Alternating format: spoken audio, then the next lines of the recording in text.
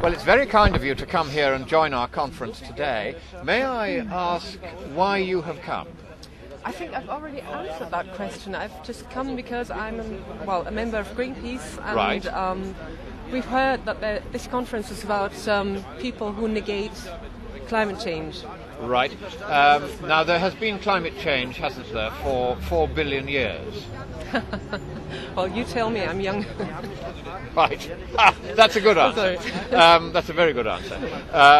Can I ask you then, if there's been climate change for 4 billion years, why are you against it now?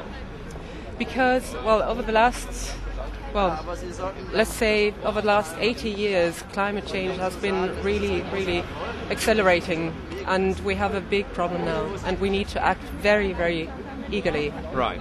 Now, the UN, in its calculations, shows that in all but the last 20 years, we could not have had any effect on the climate. It's a very recent effect that we might have had. So, given that there has been warming for 300 years, and 280 years, we could not have made any difference. Are you saying that in the last 20 years, we have suddenly done something that really changes the climate?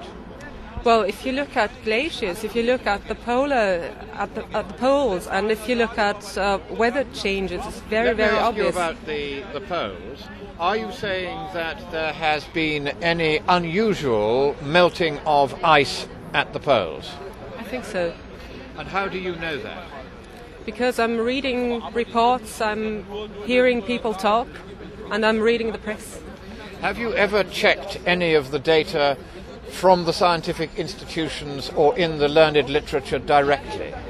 Well, I have checked the reports from, for instance, the reports from Greenpeace, because they And Greenpeace is a campaigning organisation, isn't it? What do you mean by campaigning Well, organisation? it's not a weather bureau, is it?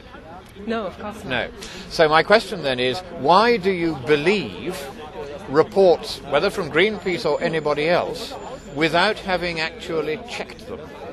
I mean, I've seen it because I'm from Norway, actually. I'm from Norway, and I've seen glaciers 20 years ago, and they were much bigger than they are now. And I see that fauna and flora is changing in Norway because of global warming. But this has been happening for 4 billion years, as we agreed before. You will get changes sometimes towards cooling and sometimes towards warming. That's right, but it hasn't happened so quickly as over the past 20 years, as I've observed it myself. I see. Let me ask you this question then. In the last 10 years, how much has global temperature gone up? 0.7 degrees. In the last 10 years? No, not in the last. No, I'm asking about the last 10 years. Well, I just have to guess. Guess? I would say 0.1 degree.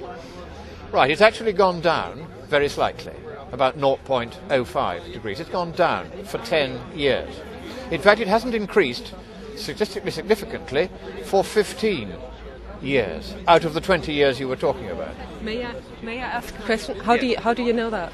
Because I take the data from the satellites and I then plot what is called the least squares linear regression trend, which means if you have a stochastic data set, one which jumps up and down, you can process it mathematically to show what its trend is over a given period. And over the last 15 years, there has been no statistically significant increase in temperature at all. Those are the facts. How do you react to those facts? I think it's positive thinking, quite honestly. You think it's good news? It's absolutely good news, yeah. If you tell me this and if this is true. Well, I can assure you that it is true, because there will be no point in my lying to you, because you could so easily check it for yourself.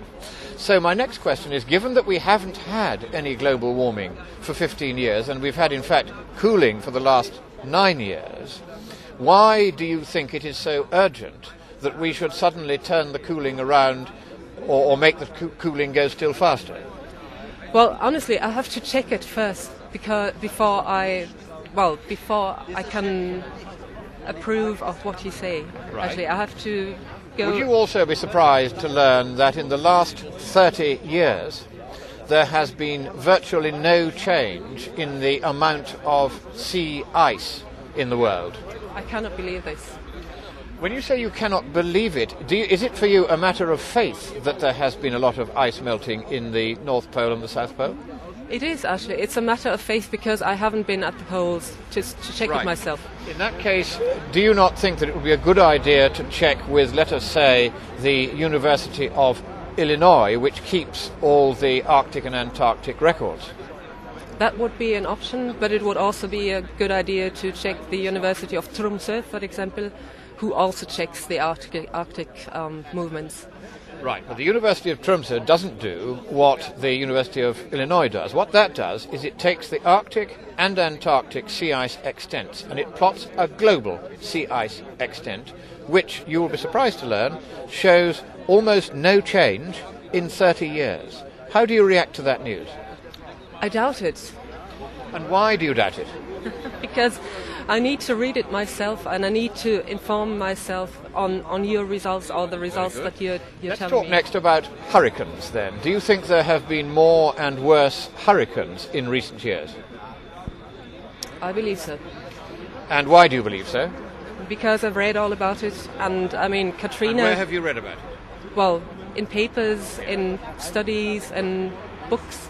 So it would surprise you to learn then that what the data show from the National Oceanographic and Atmospheric Administration is that there has been no increase in land-falling Atlantic hurricanes on the United States coast for 150 years. You will be surprised to learn that. It would be so lovely to believe it. It would be so great. Right, very good. All of these facts I'm giving you, of course, you can check independently, and I'm not making any of this up. Why should I? So here is my next question.